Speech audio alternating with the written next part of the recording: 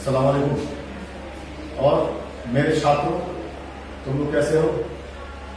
बहुत की बात तुम लोग से जो है क्लास के बारे में बात हो पा रही है।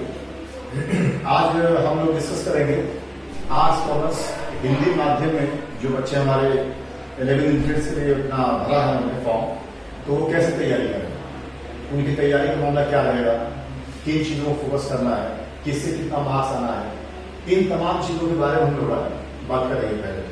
फिर मैं आप लोगों को जो है इसके हवाले से 1 बाय 1 पढ़ाऊंगा।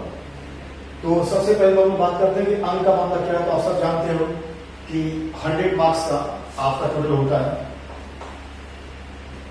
100 मार्क्स। इसमें जो ये चारों सेक्शन है, इन चारों भाग से मिला के 60 नंबर का क्वेश्चन आता है। ज्यादा इसमें जो बड़ा हिस्सा है वो इतिहास का है, नागरिक शास्त्र जिसको आप जो है भारतीय राजनीति कह सकते हो, अर्थशास्त्र, भूगोल, इन तीनों को मिला के 60 मार्क्स आता है। इनमें सबसे जो है कम इन दोनों सेगमेंट का रहता है। उसके बाद हम लोग बात करेंगे इंडो इस्लामिक की। तो इंडो इस्लामिक में 2 सेगमेंट है, 2 हिस्सा है। एक हिस्सा जो आपका है वो तो उसमें इस्लामियात के बारे में, जैसे अकायद ईमान क्या है। अकायद ईमान के बाद उसी सेगमेंट में, उसी हिस्से में हम लोग पढ़ेंगे कि इस्लाम के 5 स्तंभ क्या है। फिर उसके बाद अरब के हालात क्या थे हुजूर पाक और इस्लाम के आने से पहले, और उसमें फिर क्या क्या तब्दीलियां हुई। फिर हुजूर के सवाल हयात के एतबार से, हुजूर की जिंदगी के एतबार से, कि पैगंबर मोहम्मद सल्लल्लाहु अलैहि वसल्लम की पैदाइश, फिर वो कैसे बड़े हुए, क्या रहा, नबूवत का मामला कैसे हुआ, फिर क्या क्या परेशानियां उनको उठानी पड़ी, फिर किस तरह से जो है अल्लाह ने आलम इस्लाम को, मुसलमानों को, हुजूर के पाक और इस्लाम के सहाबा कराम को सबको एक बड़ी इज्जत से बख्शी, नवाजी इज्जत। तो इस चीज को हम लोग जो है इसमें देखेंगे। फिर इसके बाद इसी सेगमेंट में जो अगला हमारा मामला होगा, अगली बात देखने की होगी, वो होंगे हमारे 4 पवित्र खलीफा, जिनको हम लोग जो है खुलफा राशिदीन कहते हैं।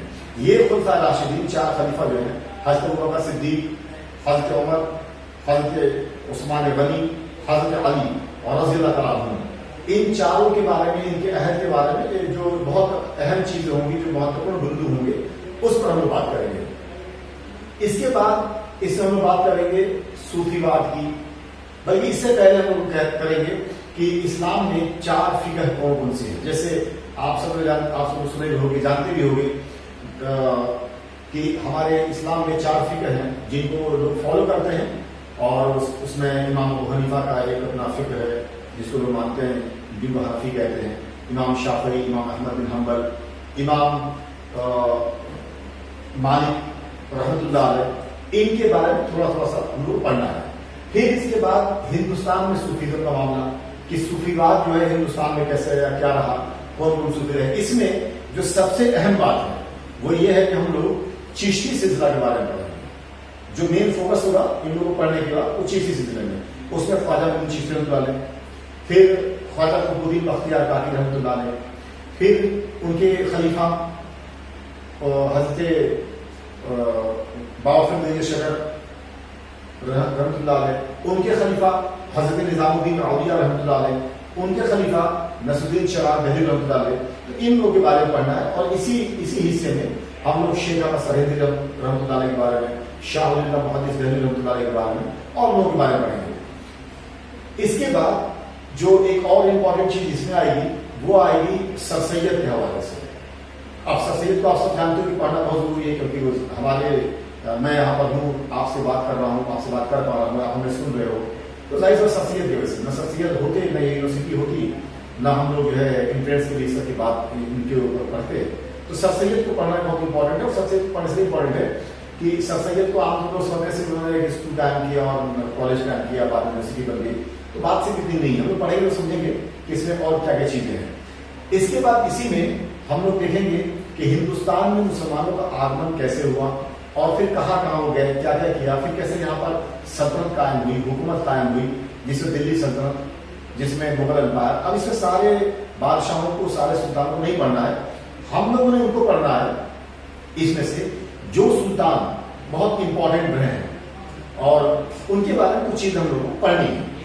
फिर इसमें जो अगला सेगमेंट आपको बनता है वो सामान्य ज्ञान का। सामान्य ज्ञान में याद रखना है कि 2 मार्क्स का भाग का सवाल होता है। 2 मार्क्स का भूगोल से होता है, 2 ही मार्क्स का स्पोर्ट्स से होता है, फिर 1 मार्क्स का किताबों से होता है, 1 मार्क्स का आपके व्यक्तित्व के ऊपर होता है कि जो फेमस लोग होते हैं उनके ऊपर होता है। तो इस तरह से मिला के ये जो है दोनों सेगमेंट 20 नंबर का होता है। ये बहुत इंपॉर्टेंट है आपके लिए और किसी के लिए भी, क्योंकि एक मार्क्स इंपॉर्टेंट है, बल्कि 0.25 मार्क्स भी बहुत इंपॉर्टेंट है। अब इसमें जो लास्ट सेगमेंट है आप लोग पढ़ोगे अंगणित का, जिसको मैथ्स कहते हो आप, इसमें ये 20 मार्क्स का होता है। ये टोटल आपका जो है 100 मार्क्स का होता है। अब अगर इसमें हम लोग सिलेक्शन के तौर पर बात करें तो जाहिर सी बात है, ये सेगमेंट अगर जो बच्चा कार्य से पकड़ता है तो उसको काफी एडवांटेज मिलता है। क्यों? क्योंकि मैथ्स अगर जिस बच्चे का बहुत अच्छा हो, आमतौर पर देखा गया है, ये किसी की बुराई की बात नहीं है कि जिस बच्चे का मैथ्स अच्छा होता है, जाहिर सी बात है वो फिर कोशिश करता है कि वो 11th साइंस से करे, वो इंजीनियरिंग में जाए, डिप्लोमा में जाए और चीजों के लिए कोशिश करे, डिप्लोमा इंजीनियरिंग वाला। तो आप इसमें कमजोरी हो सकती है, मैं ये कमजोर है आप, लेकिन कोशिश इसमें भी करनी है कि इसमें कुछ ना कुछ मार्क्स आप उठा के ले आओ, ताकि एज अ होल आप जो है सिलेक्शन वाले बन पाओ। फिर आपके लिए एक लंबा मौका मिलेगा कि आप आगे जिंदगी में जो चाहो कर सकते हो। इसमें जो फोकस करना है, हम सबसे पहले जो क्लास की स्टार्ट होगी वो इतिहास से हम शुरू करेंगे, और इतिहास में जो फ्रांस की क्रांति है वहां से देखेंगे, और जो चैप्टर वाइज हम लोग इसको जो है कवर करेंगे। उसी तरह से इसमें चैप्टर वाइज कवर करेंगे जो हमको करना है। तो इसमें जैसे मैं आपके उसके लिए बता दूं, अब जो बच्चे किताब से पढ़ रहे होंगे कि जैसे फ्रेंच रेवोल्यूशन है, फ्रांस की क्रांति है, जैसे आपके जो है हिटलर का उदय है, नाजीज्म जिसको नाजीवाद कहते हैं। इसके बाद जैसे भारत में नेशनल मूवमेंट चला, जिसको आप जो है राष्ट्रवाद कहते हो, भारत का राष्ट्रवाद। इन चैप्टर्स को तो बहुत ही कायदे से पढ़ना है। फिर जैसे मुद्रण का है, जिसको प्रिंट कल्चर कहते हैं, उस चैप्टर को बहुत अच्छे से पढ़ना है। बल्कि जब मैं इसको कराऊंगा तो मैं आपको 1 by 1 इस चीज को कराता चलूंगा। तो आइए सबसे पहले हम लोग जो है बात करते हैं इतिहास की, और इतिहास में बात करते हैं फ्रांस की क्रांति की।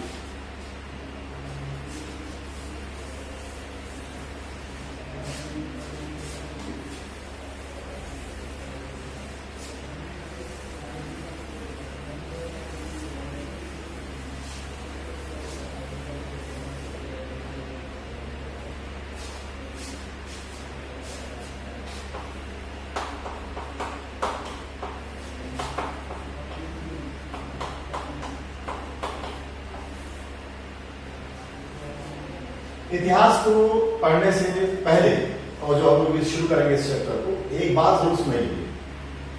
जब भी आपको इतिहास पढ़ना हो तो आप किसी चैप्टर को पढ़ रहे हो, कोई चीज पढ़ रहे हो, तो पहले उससे सवाल पूछो कि क्या है, क्यों, कैसे, कहां, कब।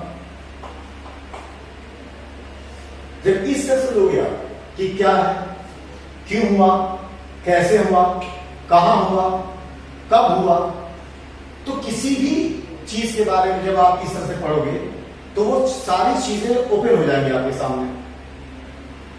आप जब पढ़ना चालू करोगे, शुरुआत करोगे किसी चीज पढ़ने का, और ये सवाल आपके जहन में रहेंगे, तो फिर इसका जवाब तलाश हो गया। यही चीज हम लोग को फ्रांसीसी क्रांति में करनी है कि तलाशना है। तो जैसे मैंने कहा कि इन सवालों में सबसे पहला सवाल जो हमें लेना है वो ये है कि क्या है ये। तो पहली बात कि क्रांति कहते किसको है, तो क्रांति वो चीज होती है जो समाज में, राजनीति में, अर्थव्यवस्था में, इन तमाम चीजों को जो चीज बदल दे, जो घटना बदल दे, इन तमाम चीजों को, इनमें तब्दीलियां ला दे, उस चीज को हम लोग जो है क्रांति कहते हैं। किसी भी बदलाव को क्रांति नहीं कहते, हर बदलाव क्रांति नहीं होगा। बदलाव ऐसा हो जो बदलाव आपके समाज पर, राजनीति पर, अर्थव्यवस्था पर, इन तमाम चीजों पर अपना असर छोड़ता हो और इनको बदल के रख देता हो, तो उसको जो है हम लोग क्रांति कहते हैं। अब जाहिर सी बात है क्या है तो फ्रांस की क्रांति, क्रांति क्यों कही फ्रांस की? क्योंकि ये क्रांति फ्रांस में हुई। अब ये क्रांति क्या थी? तो बेसिकली बात ये थी कि फ्रांस में राजतंत्र था। अब उस राजतंत्र में राजा का बेटा राजा, उसका बेटा राजा, उसका बेटा राजा चले आ रहे थे लोग। उसी में जो जिस टाइम ये क्रांति का मामला हो रहा है, अब ये जो आपका ईयर बनता है 1789 बनता है।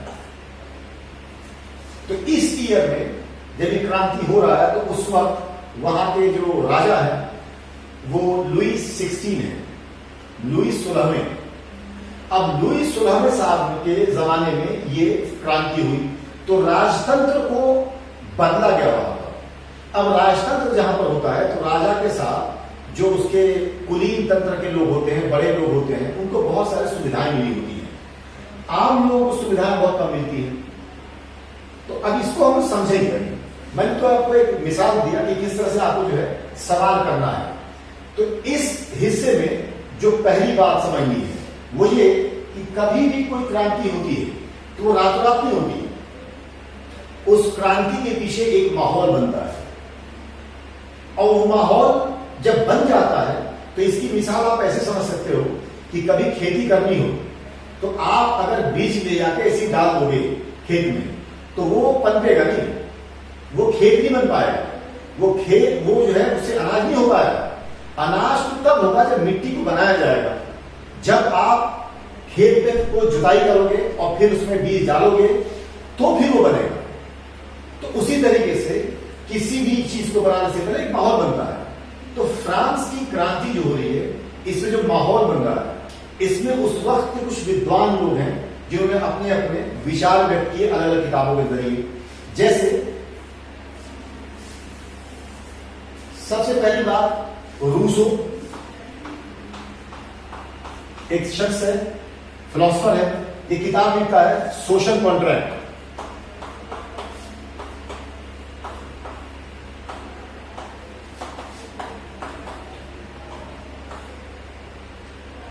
सोशल कॉन्ट्रैक्ट इस किताब में यह दिखाता यह है कि एक राजा से और राजा की जो प्रजा है उसके बीच में क्या संबंध है।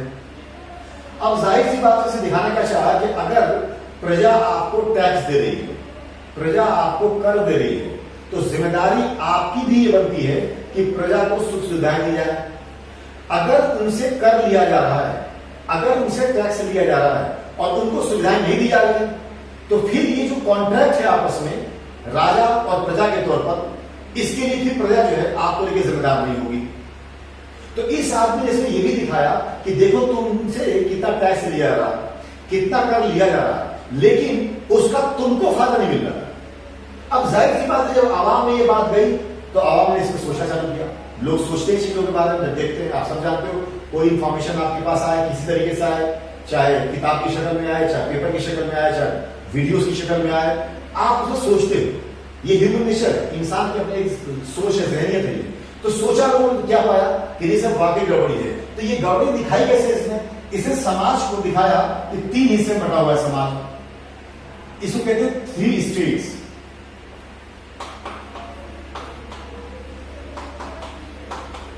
ये स्टेट है, 3 स्टेट। ये क्या बंटवारा इनका? पहला वर्ग, जैसे इसको आप वर्ग कह सकते हो,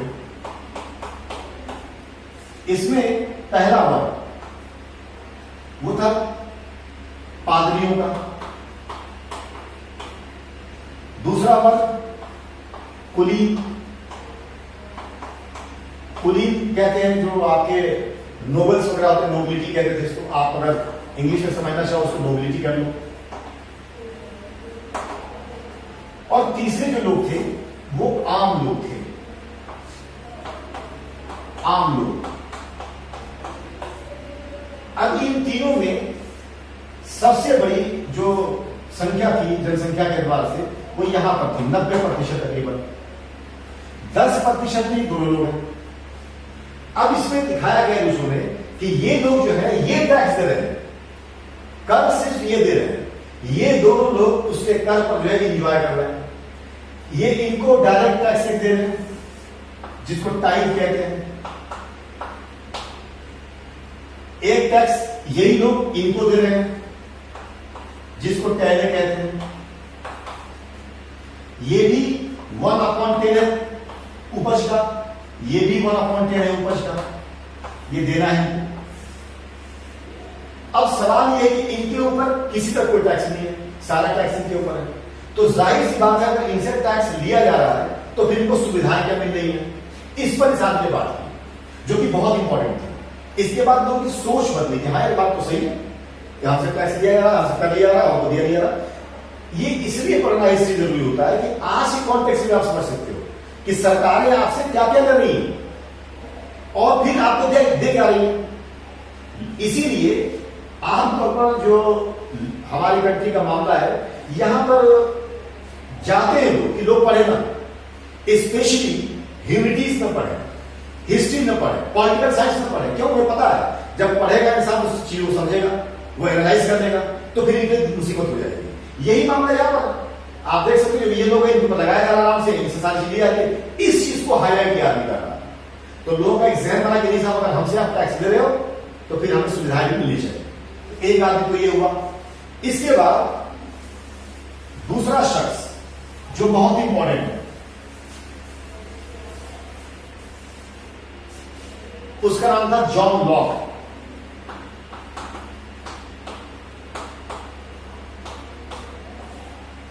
इसने किताब लिखी two treatises of the government, two ट्रीटाइजेस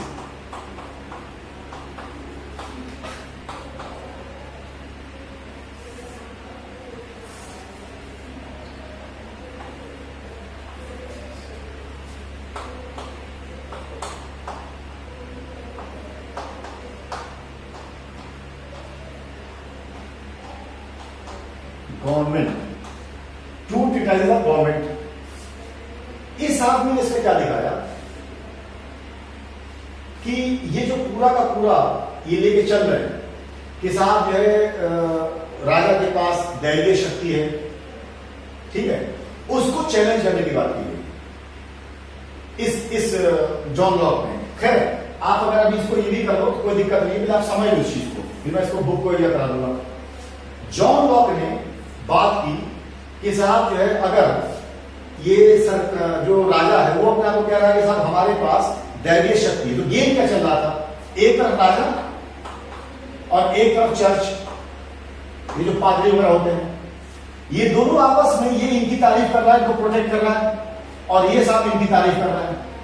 ये कह रहे हैं कि राजा के पास जो शक्ति है वो दैवीय शक्ति है, यीशु ने उसको ताकत दी है, तो उसको मानना, उसको जानना, उसकी इज्जत करना जरूरी है। इधर राजा कह रहा है कि ये लोग जो है ईश्वर के रिप्रेजेंटेटिव है, तो इनको इनकी इज्जत करना, इनकी बात को मानना जरूरी है। ये दोनों मिलकर खेल रहे हैं। तो इसको जो है एक्सपोज किया जॉन लॉक ने, और उसने अपनी किताब गवर्नमेंट ट्रीटाइजेस ऑफ गवर्नमेंट लिखा कि ये जो दोनों लोग हैं, राजा के पास शक्ति कोई दैवीय नहीं है, बल्कि ये शक्ति ली गई है, इनके बादलाओं के पास शक्ति चली आ रही है। अगर दैवीय शक्ति तो भगवान जो है कोई स्पेशली नहीं को दिया होता, लेकिन ये तो खानदान में चला रहा है। तो जब इनसे ये बात हाईलाइट किया और कहा कि ये दोनों मिल खेल रहे हैं, तो फिर गेम क्या हुआ कि अब लोग जो है इनसे इनकी जो इज्जत जो पहले कर रहे थे, अब इज्जत इसलिए नहीं कर रहे थे उस तरह से कि अब लोग सवाल पूछ रहे थे। पहले सवाल करने लोग पूछ रहे थे, अब सवाल भाई आप ऐसा कर दो, ऐसा क्यों। तो ये अब माहौल बना रहे थे, इन लोगों की वजह से माहौल बन रहा है। एक तीसरा आदमी जो बहुत इंपॉर्टेंट है इसी सेगमेंट में, उसका नाम है मॉन्टेस्क्यू।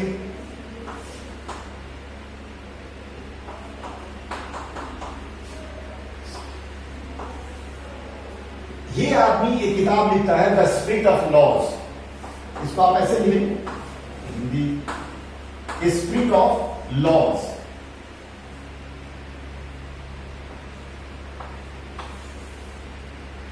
इसमें यह शो करता है कि सरकार के पास जो ताकत है, सरकार की शक्तियों का बंटवारा होना चाहिए। सारी शक्तियां सरकार के पास नहीं होनी चाहिए। दुनिया में पहला शख्स है जिसने ये बात की कि विधायिका, कार्यपालिका और न्यायपालिका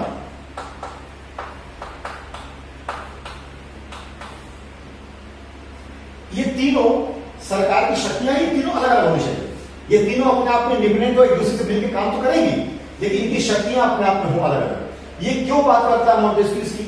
कहता है कि अगर इस तीनों शक्तियां एक इंसान में निहित हो जाएंगी, एक इंसान के पास आ जाएगी, तो वो फिर जो तानाशाह हो जाएगा। अगर इसकी शक्ति का बंटवारा कर दिया जाएगा तो गड़बड़ी अगर ये करते हैं तो इनके खिलाफ आप न्यायपालिका जा सकते हो, गड़बड़ी अगर ये करते हैं तो इनके खिलाफ जो है भी आप न्यायपालिका जा सकते हो, न्यायपालिका गड़बड़ी करती है तो इनको ये लोग मिलकर कंट्रोल कर सकते हैं। तो एक चेक्स एंड बैलेंस बना रहेगा उसमें, यानी वहां पर जो है एक दूसरे पर लोग वॉच करते रहेंगे। तो इससे जो भी सरकार चलेगी वो कभी भी ऑटोक्रेट नहीं हो पाएगी, वो कभी भी तानाशाह नहीं हो पाएगी। ये कॉन्सेप्ट मॉन्टेस्क्यू ने दिया, कहा कि सब सरकार की शक्तियों का बंटवारा होना चाहिए। तो ये तीन लोग, ये बड़े तीन लोग हैं जिनकी बहुत बड़ा कंट्रीब्यूशन ये है कि इन्होंने एक माहौल तैयार किया फ्रेंच रिवॉल्यूशन के लिए, लोगों का जहन तैयार किया। अब जब लोगों का जहन तैयार हुआ तो अब लोग क्या करेंगे? जैसे मैंने अभी आपको बताया पहले कि फ्रांस की जो समाज थी वो तीन हिस्सों में बटी हुई थी। एक फर्स्ट जो था स्टेट कहते थे दोस्तों, तो फर्स्ट स्टेट में चर्च के लोग जो पादरी थे, सेकेंड स्टेट में आपके राजा और राजा के साथ उनके जो अपने नोबिलिटी के लोग थे, कुलीन लोग थे वो लोग, और थर्ड में तमाम जगह आम लोग, वो 90% थे। यहां से अब जब लोगों का जहन तब्दील होना चालू हुआ तो अब ये यहां पर रिवॉल्यूशन क्यों होगा वो समझ लीजिए आप। फ्रांस की हमेशा से दुश्मनी रही है इंग्लैंड से। अब इंग्लैंड की जो कॉलोनीज थी कहां पर? अमेरिका में। वो कॉलोनीज इंग्लैंड के खिलाफ लड़ रही थी, तो उनको ये सपोर्ट कर रहे थे। तो जब आप किसी को सपोर्ट करते हो तो जाहिर सी बात आपका पैसा भी खर्च होगा, आपकी चीजें भी लगेंगी। तो जब पैसा आपका खर्च हो रहा है तो वो पैसा अगर आपके खजाने में नहीं है उतना पैसा, तो अब सरकार के पास पैसा आता कहां से? लोगों पर टैक्स लगा के, लोगों पर कर लगा के, तो कर बढ़ाने की बात की गई। इसी सिलसिले में अब पूरा का पूरा ये माहौल बनेगा फ्रेंच रिवॉल्यूशन का। क्यों बनेगा? क्योंकि राजा अपना स्टेट जनरल बुलाएगा। उस टाइम एक बॉडी थी, स्टेट जनरल कहते थे उसको। उसमें जो ये लोग थे थर्ड स्टेट वाले आम लोग, इनका रिप्रेजेंटेशन सबसे कम था, बावजूद इसके कि समाज में सबसे ज्यादा आबादी इन्हीं की थी। नोबिलिटी की और चर्च की, इन दोनों की आबादी अच्छी खासी थी उसमें, ये लोग मेजोरिटी में थे। यहां पर बिल ये लाया गया या सुझाव ये लाया गया कि साहब टैक्स को बढ़ाया जाए। तो जब कर बढ़ेगा तो जाहिर सी बात है कर देना किसको है? कर देना तो आम लोगों को है। तो लोगों ने वहां पर इनकार कर दिया देने से और कहा कि साहब हम इसको मानते ही नहीं। लोग वहां पर बराबर किए, उठे और निकल लिए। ये लोग कहे कि हम इस स्टेट जनरल को मानते ही नहीं, और जाके ये लोग फिर एक वो था टेनिस ग्राउंड था, उसमें इकट्ठे हो गए। वहां पर भीड़ भाड़ की लगी चालू हुई। अब उसी में पुलिस एक्शन कराया सरकार ने, राजा ने। जब उनको मारने पीटने की बात चली तो जाहिर सी बात है, अगर आप हो, मैं सामने खड़ा हूं, आप लड़ रहे हो आपस में, हमसे लड़ना चाहते हो, तो मेरे पास जो वीपन है उस तरह के कंपेटेबल वीपन अगर आपके पास नहीं होंगे तो आप उससे फाइट नहीं कर पाओगे। तो वो बेचारे उनके पास तो डंडा कुछ था नहीं, सामने गोली चल वाले लोग थे। तो ये लोग क्या किए कि जब वहां से डिस्पर्स का मामला हुआ, हटने का मामला हुआ, ये लोग जाके बैस्टिल जो किला था, वो बैस्टिल किला, उसमें 5-6 राजनीतिक कैदी, 7 राजनीतिक कैदी रखे गए थे, तकरीबन 7 की तादाद थी। उनको छुड़ाने के बहाने इन लोगों ने बैस्टिल किले पर हमला कर दिया और उसको दरवाजा खोल के तोड़ के कैदियों को छुड़ाया। लेकिन मकसद क्या था? मकसद ये था कि उसमें हथियार रखे हुए थे। इन बागियों को, ये जो क्रांतिकारी थे, इन्हें हथियार चाहिए था। वहां से वो हथियार लिया। अब जब हथियार उनके पास भी है, हथियार जो है सामने वालों के पास भी है, तो अब जब लड़ाई बराबरी की दिखती हुई होगी तो क्या होगा? कॉम्प्रोमाइज होगा, सुलह होगा, एक दूसरे को मानने मानने की बात होगी। यहां से मामला बनता है एक चीज क्या कि सरकार जो है दबाव में आई। जो फ्रांस के का किंग था लुई 16, वो दबाव में आया और फिर यहां से जो फ्रांस की जो पूरी की पूरी राजनीति है वो अब बदलनी चालू होगी। तो इसके बारे में एक बात क्या करिएगा, फ्रांस से पहले राजतंत्र रहा, राजतंत्र के बाद ये बना संवैधानिक राजतंत्र,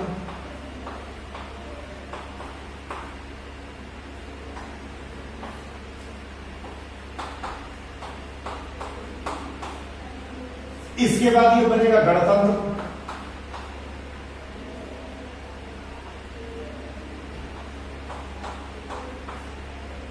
और फिर ये पलट के राजतंत्र की तरफ चला आएगा।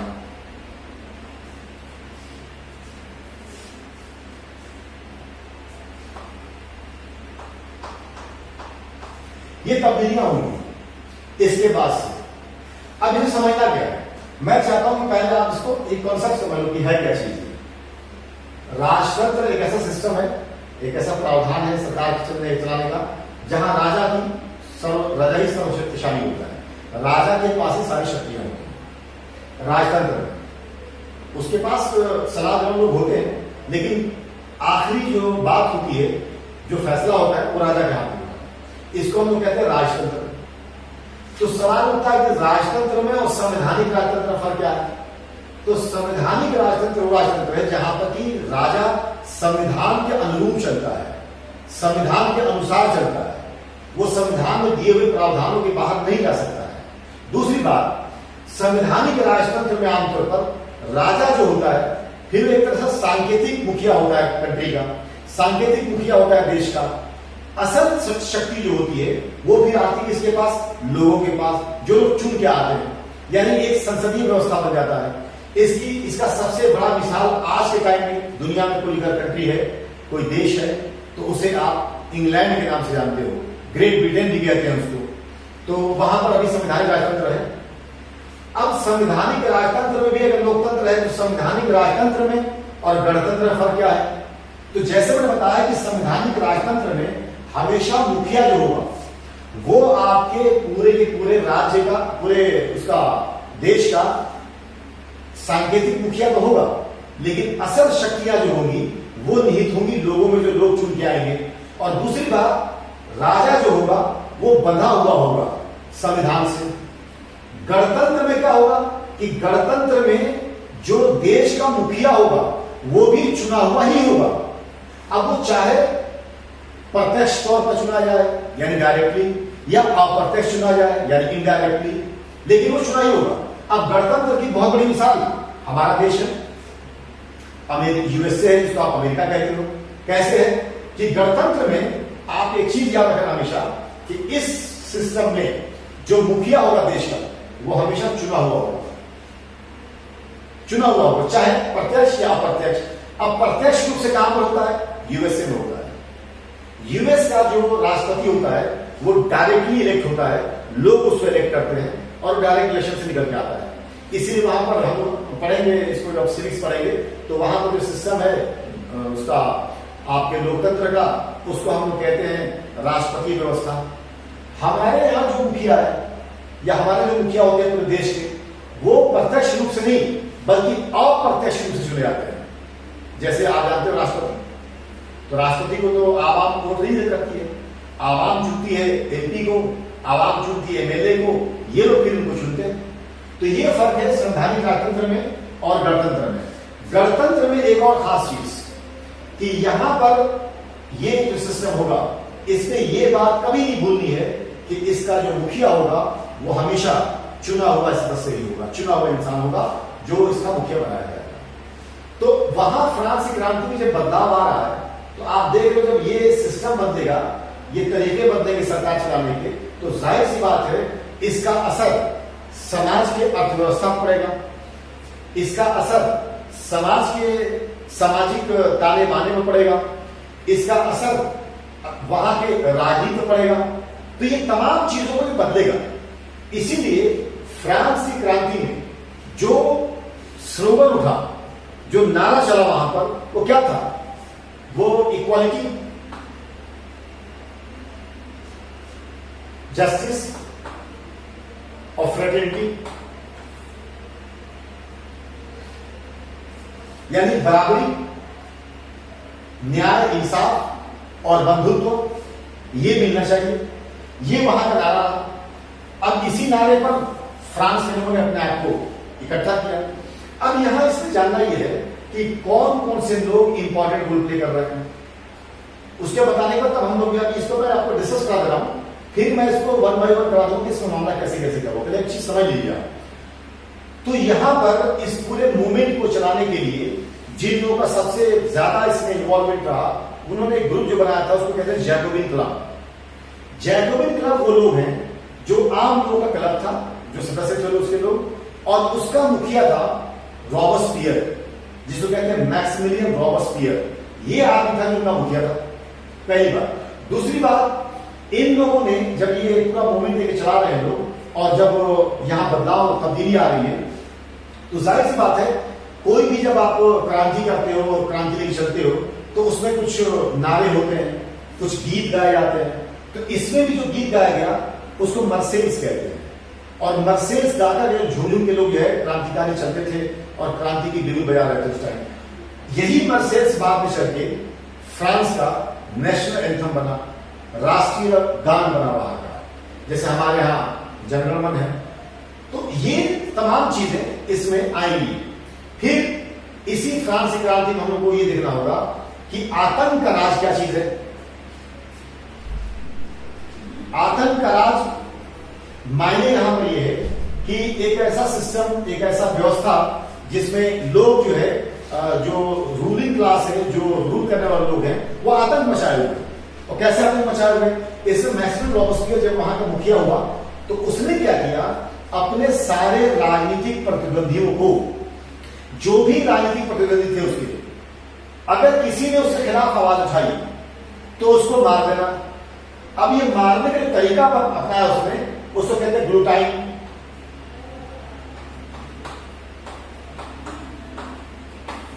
ये सिस्टम था ग्लूटाइन।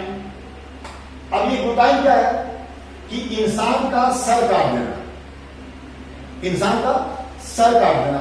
ये ग्लूटाइन नाम इसलिए पड़ा क्योंकि एक डॉक्टर थे, डॉक्टर ग्लूटाइन, उन्होंने एक डिवाइस किया, मैकेनिज्म, जिसमें एक टेबल सा होता था, उस पर इंसान को लेटाकर उसके हैंड क्लिप कर दिया गया, पैर क्लिप कर दिया गया, सारी बांध दी गई और सर बाहर कर दिया गया। उस पर एक शेफ आया, उसने काटा, गर्दन में गिर गया।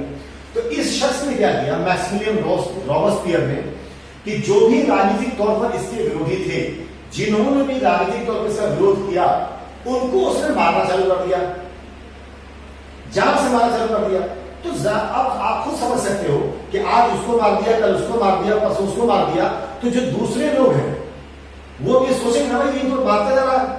तो लोगों ने क्या किया, सारे लोग फिर दूसरे मिल गए आपस में, और मिलकर अल्टीमेटली इनको ही मार दिया।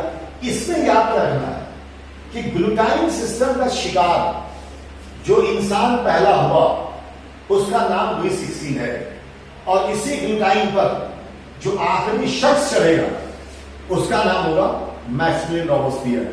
कहावत कही जाती है, गड्ढा खोदोगे तो गिरोगे। ये यहां पर भी हुआ, गड्ढा खोदा उसने और वो गिरा।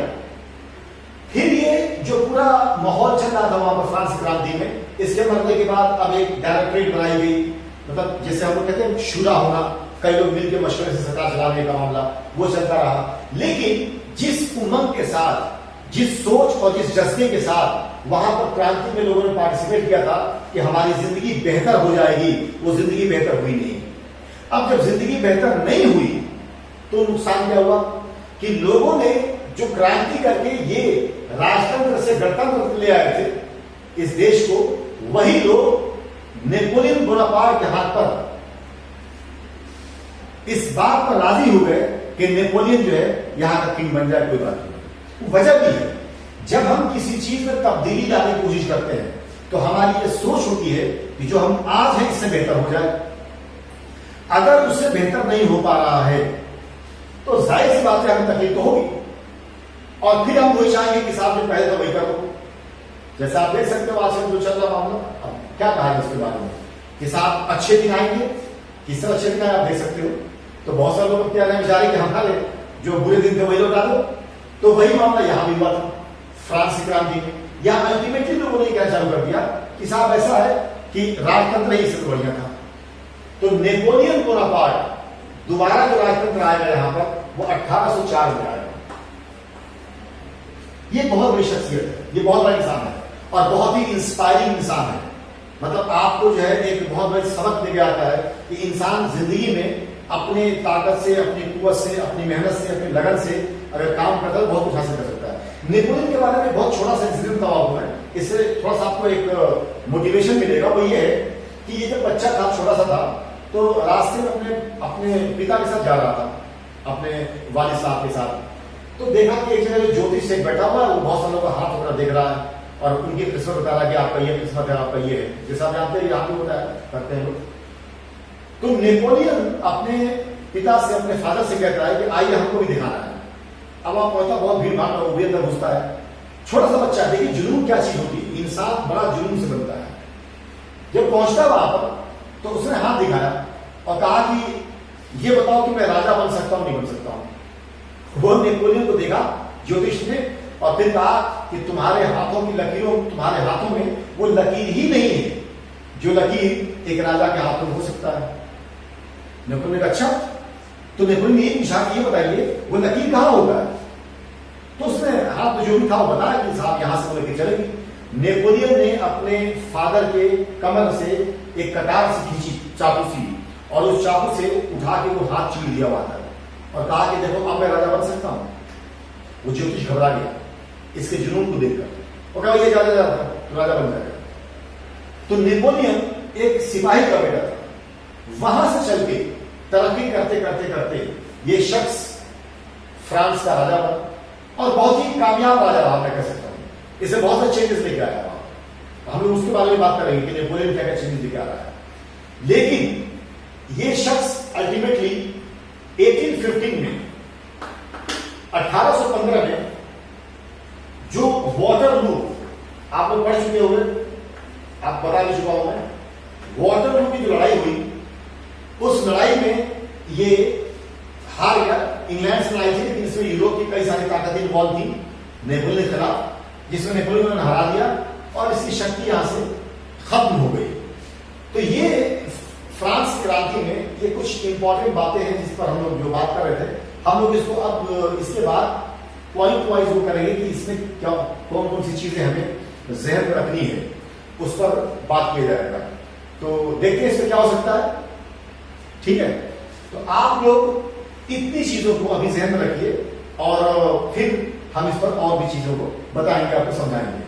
लेकिन यहां कुछ चीजें और मैं आपसे डिस्कस करना चाहता हूं। जैसे फ्रांस की क्रांति में एक तो आपको जो कर है, जिसको टाइल और टैली कहते हैं, ये नहीं भूलना है। और ये कौन ले रहा है ये भी नहीं भूलना है। फ्रांस में कर किनके ऊपर लग रहा था? आम लोगों पर। तो आम लोग को डॉक्टर्स हो, इंजीनियर्स हो, वकील हो, कारपेंटर हो, बिजनेसमैन हो, तमाम लोग जो भी कुलीन तंत्र में नहीं आ रहे हैं या जो भी आपके चर्च के लोग नहीं है, पादरी नहीं है, चर्च के कार्यकर्ता नहीं है, वो सब लोग आ रहे थे आम लोगों में। एक बड़ी तादाद थी आम लोगों की। तो यहां पर एक चीज कर के बारे में लग रहा है कि फ्रांस में कर देने की जिम्मेदारी सिर्फ और सिर्फ आम लोगों की थी, एक बात। और ले कौन रहा था? कुलीन तंत्र और चर्च। चर्च जो टैक्स देता था उसका नाम था टाइल, और जो टैक्स डायरेक्ट टैक्स देता था, सरकार ने दी थी जनता से, उसे कहते थे टैली। ये दोनों उत्पादन का 1/10 हिस्सा था, 1/10 था। एक बात ये याद रखनी है, ये नहीं भूलना है। दूसरी बात, फ्रांस की क्रांति के समय राजा कौन है? तो जाहिर सी बात है, आप सब जानते हो, लुई 16 है। और एंटोनियो जो है उनकी अपनी वाइफ है। उसके बाद एंटोनियो, उसके बाद इसके बारे में ये कब हुआ? तो 14 जुलाई 1789 को हुआ। जुलाई 1789 को हुआ ये क्रांति चालू हुई। तो इन चीजों को लेकर हम लोग को करना है नेक्स्ट क्लास में। नेक्स्ट जो हम लोग वो करेंगे इसको आगे, तो इसको और हम लोग बढ़ा के करेंगे। और क्या फिर जैसे मैंने बताया आपको कि इसी सेगमेंट में हम लोग को वो 3 नाम जो आपको लेके दिखाया मैंने, जो बहुत ही इंपॉर्टेंट बड़े स्कॉलर्स थे, जो बड़े विद्वान लोग थे, जिन्होंने किताबें लिखी, जिसमें रूसो का नाम है, जिसमें मॉन्टेस्क्यू का नाम है, जिसमें जॉन लॉक का नाम है, उनकी किताबों को याद रखना है। फिर इसी सेगमेंट में ये 4 चीजों को ध्यान रखना है कि राजतंत्र क्या चीज है, संवैधानिक राजतंत्र क्या चीज है, गणतंत्र क्या चीज है, और फिर ये प्रोसेसिंग कैसे रहा वहां पर। फ्रांस की क्रांति में एक बात और याद रखना है कि वहां का स्लोगन नारा क्या रहा, तो जाहिर सी बात है स्वतंत्रता बल्कि जस्टिस तो नहीं, ये था लिबर्टी, इक्वालिटी एंड फ्रेटर्निटी, यानी आजादी, स्वतंत्रता, बराबरी और भाईचारा बंधुत्व। इस नारे के साथ ये लोग उठे थे। अपने आप में बहुत ही रिवोल्यूशनरी नारा था, क्योंकि राजतंत्र में कभी भी हर कोई बराबर नहीं होता है। राजा की अलग अहमियत है, उसके दरबारियों की, उसके जो वजीर होते हैं, मंत्री होते हैं, उनकी अलग अहमियत होती है। यहां पर हर कोई एक बराबर नहीं होता है। तो यहां बात की गई बराबरी की कि हमें सब बराबर होना चाहिए। फिर लिबर्टी की बात की गई कि साहब इसी से एक बात और याद रखना है कि सिटीजन कॉन्सेप्ट, नागरिक का जो कॉन्सेप्ट है या नागरिक की जो अवधारणा है वो फ्रांसीसी क्रांति से निकल जाती है। तो चलिए मैं नेक्स्ट क्लास में आपको जो है आगे की समझा दूंगा कि इसमें और किन मुद्दों पर और किन मुद्दों पर आपको ध्यान रखना है। आप लोग इसको देखिए और इसको जो है समझने की कोशिश करिए, और जैसा भी फिर नेक्स्ट क्लास में